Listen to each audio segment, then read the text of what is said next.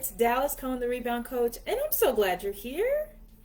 Hello, hello. This is Dallas Cohen, the Rebound Coach, and you are watching an episode of the Rebound Coach Live. I'm so glad you're here.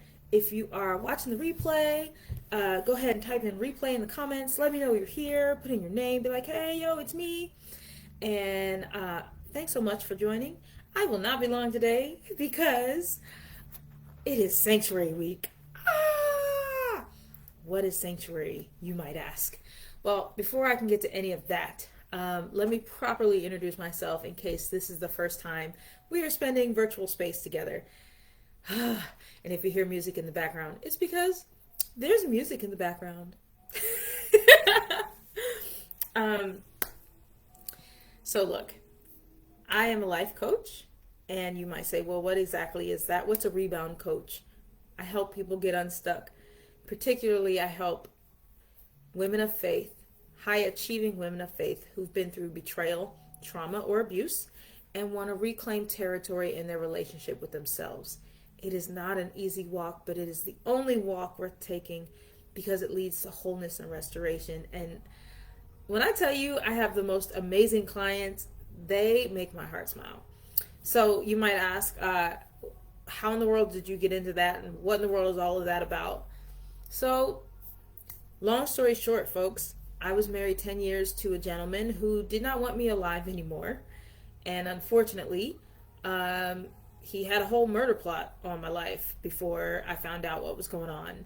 That didn't make sense for somebody like me who was a good Christian girl growing up. I had Christian parents. They loved God. They loved each other. They were married for a lifetime. I had no expectation of anything different for myself.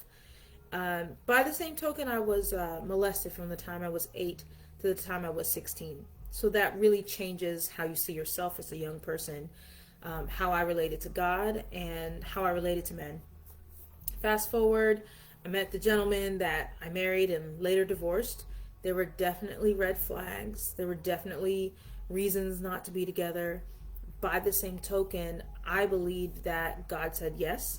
And because of that, yes, I believed that whatever would happen, we would overcome it. We'd outlast it. We'd outlive it. God would change it. And that was true, just not in the way I was expecting. Okay. We got into this cycle of what I call coping and crisis. So it's where you're like barely making it and you're like walking on eggshells. I was very depressed. I was suicidal in those years. And then, you do that for a while, and then there's this giant crisis that just upsets everything, and you'd have to like reset and get your life back together, and you never quite get to happy. You never get to content. You never get to secure. It's always this eggshell dance and then an explosion, and an eggshell dance and then an explosion. And somehow I wanted an end to the madness, but I didn't know that there could have been one outside of death. And it's odd because he believed the same, so he wanted me dead so he could be doing whatever he felt like he needed to do with his life. And things came to a head end of 2019, beginning of 2020. He left for another woman after one of those crises, and I found out him and that woman had been plotting my murder, y'all. And it's weird that I chuckle.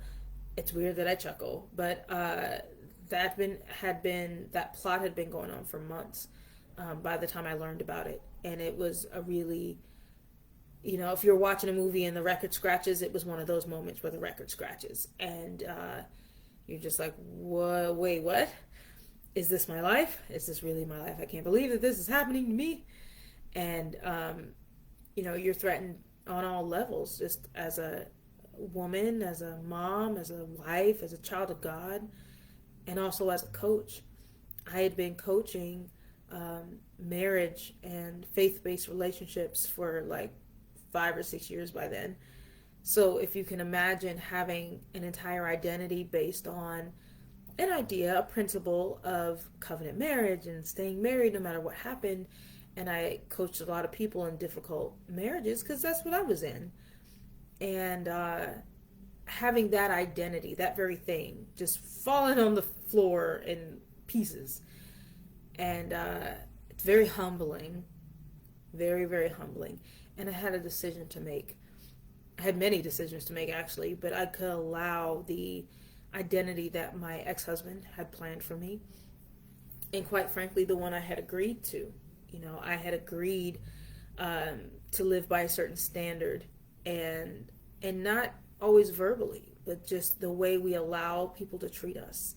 It's something that we're agreeing to. And so I could allow that to tell me who I could be, how I was allowed to express my faith. There was a lot of spiritual abuse in that time. Literally, I could allow that to tell me how many days I had left on the planet. Or I could choose life. And so through a divine series of events, God rescued me and my children. And we've been 3 years walking in healing and wholeness. It's a journey. I don't think I'll ever be finished, but it's been a beautiful show of God's love and sovereignty, really. And so out of that whole story, out of that whole thing, I wrote a book. It's actually my second book. Okay, you can see it this way. It's called I Choose Life, Rewrite Your Love Story and Change Your Legacy. And it is a survivor's manual. If you or someone you care about has ever been in an abusive relationship, if they've ever been abused as a child, this is for them, or this is for you. And it's not just my personal story. It is my story, but not just my story. There's so much that we don't understand. You might love someone who's going through this, and you're saying to yourself, why are they still there? Why are they still dealing with that? Don't they know what it's doing? And why would they stay? And they seem like such a good person.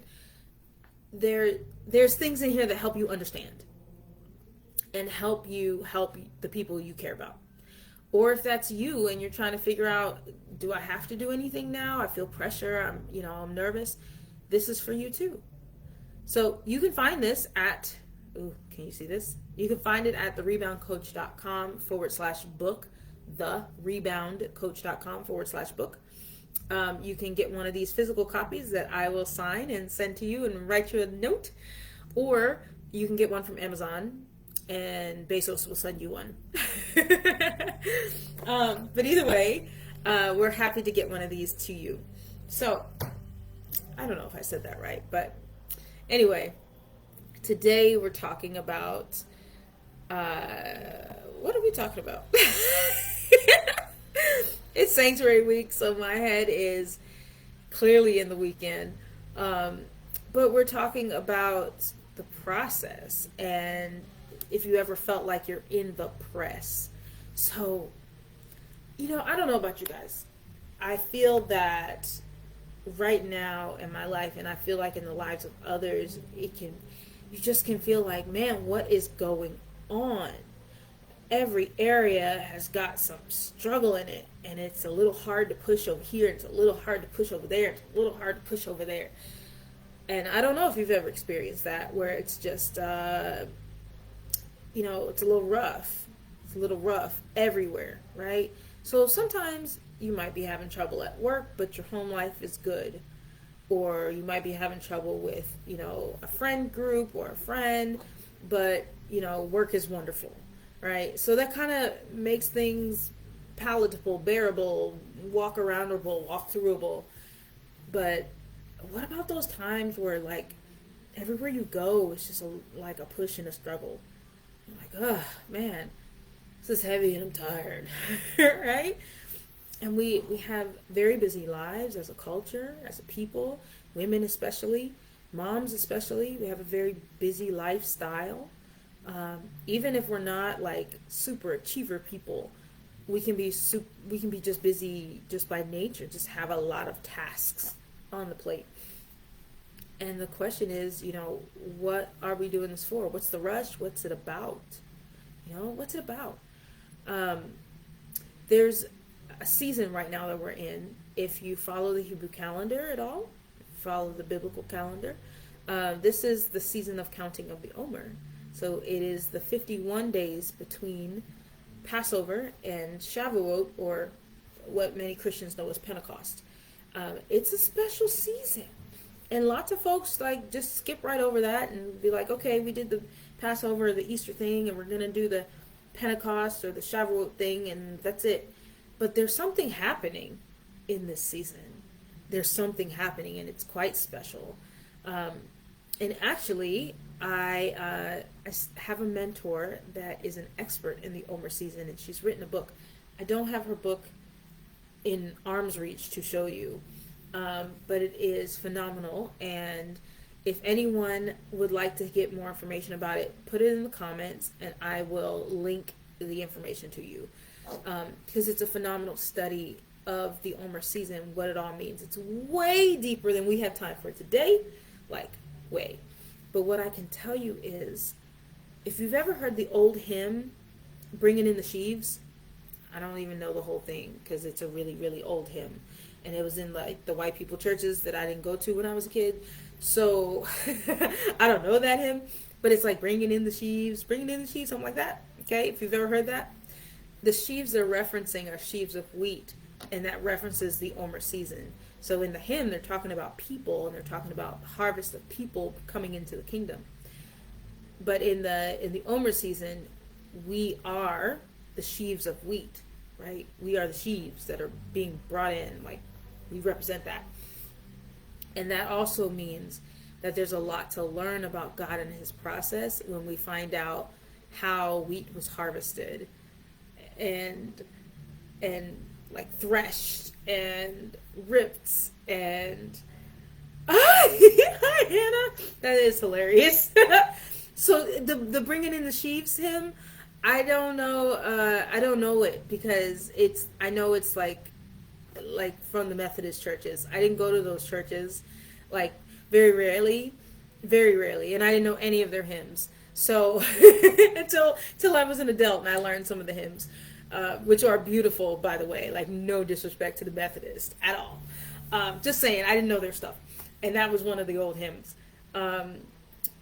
Yeah. So anyway, there's a whole process about how wheat is brought in and harvested and ground down and threshed and beaten, and they take like rough rocks and they like rip it, and then they throw it up into the air between the wheat and the chaff, and like it's a whole big thing. And what's the purpose of all this process? It's so we have fine flour, the finest flour that was worthy enough to be used in the temple of God and used to be offered to God as a grain offering. Like, there's so much process that went into that. And what it is, an invitation for us as like believers of today, is to be that offering, right? So something that God just convicted me about recently is because I did this, okay? We approach God like he serves us. And that sounds awful to say out loud, but it was true. Like, we ask God for the stuff we want. Help me do this. I say help a lot. Help me do this. Help me do that. Help this thing over here. Lots of help prayers. But we're asking God to help us do whatever. And we're not always concerned about what it is that he wants from us. Or we've treated it transactionally. So I was convicted about that. Like, hey, you need to show up in my presence and ask me what I want and not tell me what you want, right? We are invited in this season. Now, trust me, those of us who are in what's called a remnant, I can't go into all that. It's too much. I can't go into all that today. But there are those of us who are already in this process. And if you are in the press, which is why I titled it that, if you feel like every area is just a little more difficult than it ought to be, or a little more difficult than it used to be, you might be in that press. Right? You might be being processed right now to become that fine flour that can be offered to the Most High God. And you're like, well, dude, I don't even know what that means. That sounds hard. this sounds like, I don't know if I want to sign up for that. Let me tell you, if you're in the process already, you have been nominated. And I'll tell you this, we get a choice, right? We get a choice on how we handle the process that we're in. We can resist. We can ignore, right, and function. Okay, so we're all very good at functioning. Anyone who has survived trauma is pretty good at functioning. We've found a way to do our human thing, right? And you can do that, right? You can totally ignore the spiritual aspects of life and just do what you understand and do what you're comfortable doing. We all have that choice. And, you know, arguably, you'd live, right? But for some of us, there's this hunger. There's this desire. I know that there's more. I know there's more meaning to this existence. I know that there's more to God than I am experiencing. There's more. I don't know what it's about. And there's, it's a remnant call. So not everyone, it's not for everyone. Not everyone is pulled deeper. But for those of you who are and find yourself in the press today, I want to encourage you to focus in on God. Focus in on God. That means spend time in prayer and worship and what my pastor calls spiritual exercises. Read your Bible, do the stuff. And we're not saying like do devotionals that take too long and make you tired. And I'm not saying like go to church a bunch until you're stressed out and overwhelmed with them. That's not what I'm saying. Okay, don't hear what I'm not saying. What I'm saying is press into God. What are those things that help you be connected spiritually? For many of us, that is prayer, worship, reading our Bible. What is that needs you to connect?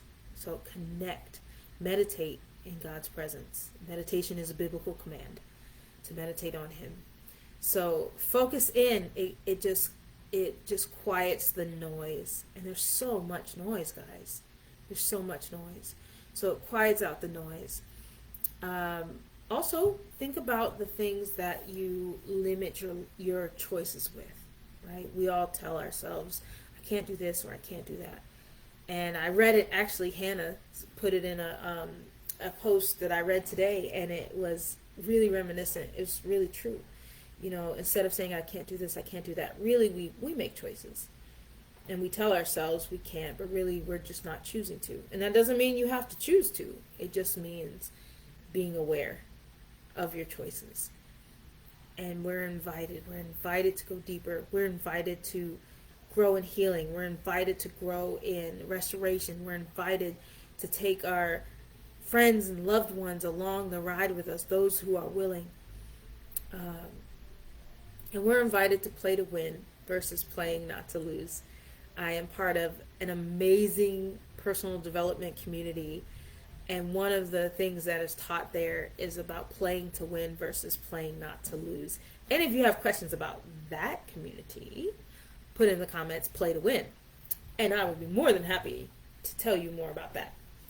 So, guys, there's options all around us. This is a season of opportunity, even if it looks like it's difficult everywhere, even if you feel like you're sacrificing for nothing, even if it's heavy and weighing on your heart, even if you get to the end of every day and never to the end of the to-do list.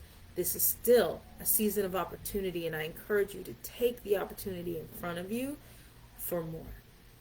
So, I'm going to share with you what we're going to do this weekend, what we're doing this weekend. And let me see if I can do this here.